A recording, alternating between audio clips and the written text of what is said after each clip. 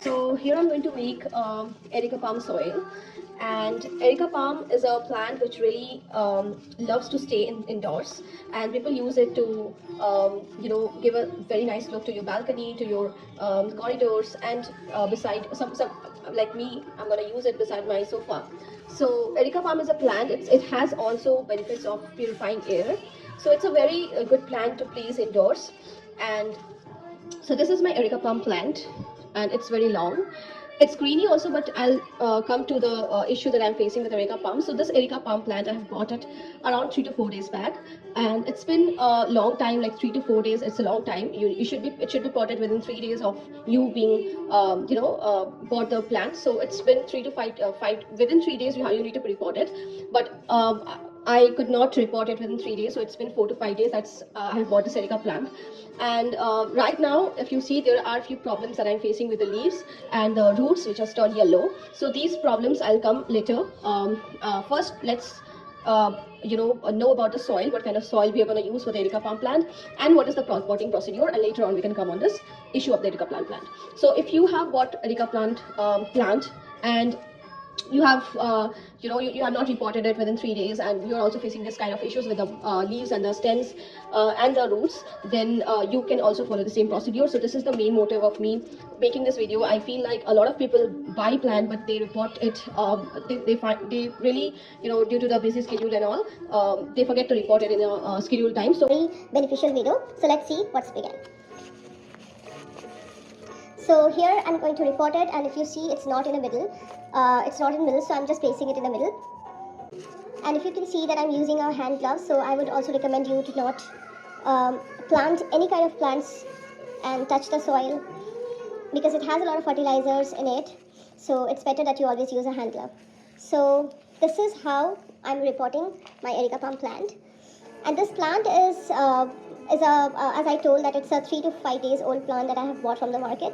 So I'm reporting it. I will show you the soil mixture, but this is there was some soil which I already had, so I'm just using the previous soil, and I will make a Areca palm soil right now to show you, because as you can see, the soil has become less, so I need to have more soil. So make sure that you are placing your Areca palm plant in the center of the pot. Otherwise, you will not be able to make adjustments later once you have repotted it. So if you can see, so this is a soil mixture that I'm going to use for my Areca palm plant. So this is a normal soil, a normal garden soil, which I have bought from nursery, because I don't have, because I live in flat, so I don't have a normal garden soil around me, so I just bought it from nursery. If you're also staying in an area where it's hard for you to bring a garden soil or manage a garden soil from anywhere, you can also buy it from nursery. It is easily available there. So if you can see, it's 60% I have taken the garden soil. It's a normal soil, so 60% I have taken a normal garden soil, and this is a cow manure. That's an organic fertilizer, and this I have bought from Ugao, because I like their products. I like Ugao products, and you can also use a Ugao garden soil mix, but I'm not using that because that's quite expensive. So rather, I have bought a organic cow manure, which is a 5 kg packet, and it is you'll also get it in a discount in some other apps, not in Ugao, so you can buy it from there. So it costed me around 189 rupees for 5 kg of cow manure from Ugao. So, and here I have taken, so this is 60% of garden soil, this is 25% of cow manure, and here I have taken, this is a normal sand, which will help the plant to give a nice a nice texture, and also it will help the plant to ooze out extra water, because we don't want extra water to be stuck in the soil. That can actually affect the root of the plant. It can affect the root of the plant, and your soil should not hold a lot of water. Basically, that's the factor. So we need to make sure that you have a nice some soil, sand, or if you don't have sand, you can also use trichoderma. You can also use perlite. If you don't have sand, you can also use perlite. That is also another medium of oozing out extra water. So now I'm going to mix all this. This is 60% sand, 60% garden soil, and this is you can say this is like 15% of sand I have took, and this is 25% of cow manure. So I'm going to mix all of them. And let me tell you, this mixture I'm preparing for 10 kg of pot, because your Areca palm, if it's a big Areca palm, because we get a lot of lot kind of Areca Palm, different kind of Areca Palm. If you have a dwarf variety of Areca Palm, then that's a different factor. Then you need less soil, but the mixture would be same. It's just that you have to use a less amount according to the pot that you're using. But since my Areca Palm is a large Areca Palm, and I'm going to pot it in a 10 to 12 inch pot, so my pot is 10 inch. You can also pot it in 12 inch pot, but make sure that you're at least using 10 inch pot for your Areca Palm. And for that pot, you at least would want this amount of soil. You can approximately take around a mixture of 5 kg of soil. So after mixing your soil, it should be around 5 kg. It would be enough for the 10 kg pot. So yeah, so let's mix it properly, and then I'll show you. The mixture is ready to use in the pot, and it has become really nice texture for my Areca Palm. Make sure that you're using a good amount of sand, because it will really help your soil to not keep always moist, and the amount of water it requires, it will only hold that amount of water, not excess water. So it will drain out your excess water. So that is the reason we use perlite or normal sand. So I'm using normal sand right now. So now I'm gonna add palm nicely in the mid of the 10 inch pot, and make sure that you are actually placing it in the middle of the pot, because you will not be able to manage it or adjust it later once it's potted. So make sure that you're potting it in the mid of the center of the pot. So make sure that you at least have 1 inch space from the soil that will be potted. So I'll show you once I pot it. Be there. So here is the Areca Palm, and I have potted it very nicely. If you can see, it is very nicely potted, and if you can see, I have already left 1 inch of space in the pot. So you should not fill the soil entirely. You have to leave some space, right? Because you'll be adding water and you'll be giving fertilizers to the soil later. So you need to keep some space. So when you are adding, or when you are pouring some liquid in the top, it should not ooze out from the above, but it should have a well drainage system. Sorry, I just forgot to say that before. Your pot should have a very well holes in the downward section, so the excess water should be draining out from there. It should have a well drainage system.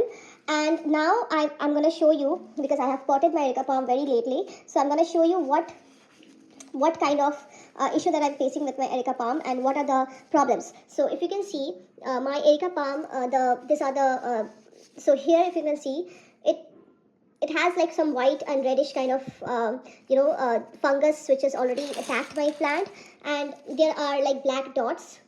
I'm not sure if you are able to see it. So there are like black dots in the plants like this. So if you're also facing this kind of issue, that your Areca Palm plant has black dots, and the leaves, if you can see, the leaves has turned yellow, and it has holes in it, right? So if you're also facing this kind of problem with your Areca Palm plant, then what you're going to do is you have to add some fungicide. So this is a fungicide. So this is a fungicide that I've bought. So it has fungicide. So if you're also facing similar kind of problem, you will have to add some pesticide to the soil.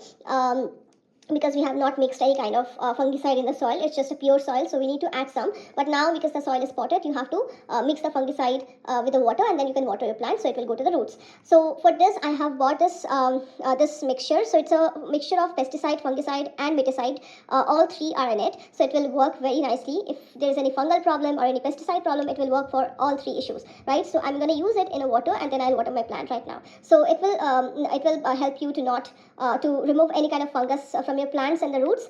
And then I'll show you what I'll do for the body of the plant, and what I'm gonna use it in the stems, right?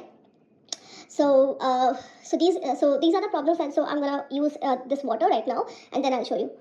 You can also, so just to give more information, you can also use this mixture, not mixing with the water and pouring it in your plant. You can also use it. You can also make a mixture of this, and you can also brush it or coat the sections where you see there are black dots. You can also coat the sections with this mixture. You can make a thick mixture of this fungicide, pesticide, all these three. Make a thick mixture, and then you can also pour the mixture in the parts where you see this black dots. So I'm gonna use it that way right now. So be with me. So this is the mixture that I have prepped for to apply in the areas, in these areas. So I'm going to use this in this areas, but this is a mixture, so this is a liquid mixture. So I have not used any kind of water in it, so it's a direct mixture. And then I have added some Dettol, and I'm going to apply this mixture in my in the areas that I've seen the black spots. So let's see.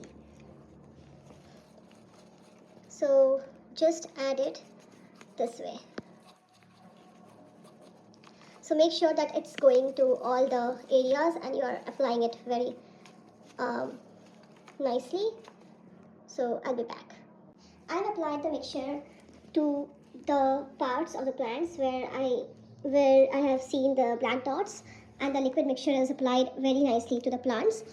Now what we are going to do is we are going to cut out the leaves where you see there are brown, they are turning brown.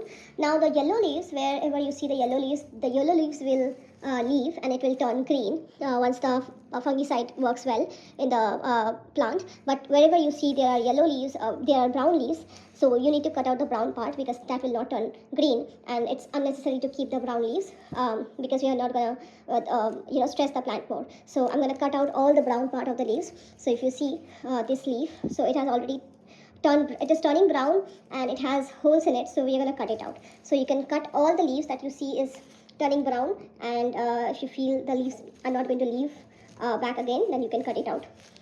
So I have cut out all the brown leaves, all the leaves which are just turning brown, but not the yellow leaves, because if you see here, there are still yellow leaves, there are brown dots here, so I'm not going to remove it. So here you can see there is, again I have found a leaf which is turned brown, so I'm going to cut it out. So like this you have to cut out all the brown leaves, and all the leaves which you see is got attacked by the fungus. You can remove all those. And then we are going to apply some neem oil spray in the plant, and then I will add I will also add some water which is mixed with the fungicide, and also I'll add some water which is mixed with the seaweed extract. If you don't want to use seaweed extract, that's fine, because we have already used organic fertilizer, which is cow dung manure, so you can skip it. But since I have a spray of seaweed, so I'll spray it in the plant, and then also I'll spray the neem oil that I've bought from Ugao. That's a neem oil spray, not neem oil, so that's a spray form. So I'm going to spray it in the plant, and I'm also going to spray the seaweed spray in the plant, and then I will add some water. I will water the plant with some fungicide liquid. It's dry from the outside layer, and you have to check the soil in every 2 to 3 days. You should not be watering the plant, but because this is the first time I'm watering it, so I'll water it with this. So this is the mixture of water and the fungicide, so I'll add it here.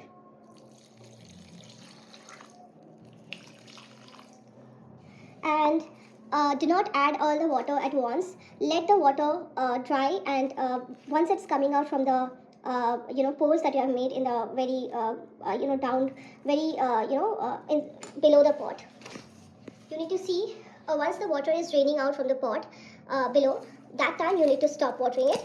But just see unless the pot is not draining out excess water, you need to water it again. So I'm not watering, so as you can see I'm not watering it at once, so I'll water it in intervals. Like right now I watered it and I still have this amount of water, so I'll add it again in 1 minute of break. So let the water, so the reason why I'm giving some time to the plant is the water should be should going to the very downward section. I want the water to be I want the water to go to the very below to the roots, and that is why I'm giving some time to the plant, so the water goes to the root. And if once you see the water is draining out from the holes, that's when it's out of the soil or not. So these are the 2 tonics that I'm going to use in the plant. I'm going to spray it. So as you can see, this is not in oil form, this is a spray form. So I'm going to spray it in the plant. So one is neem guard. So this will be effective for any kind of pesticide or any kind of attacks if your plant have. And then this is a spray. So this is a plant tonic spray. So as you can see, it's a seaweed fertilizer spray. So it will help the plant to get right amount of fertilizer. So it will help the plant to grow. So this spray I'm going to use both the sprays in the plant. So now my plant is very nicely prepared to place it in a space where it will receive not direct sunlight, but it will receive sunlight, indirect sunlight. So let's see what it is.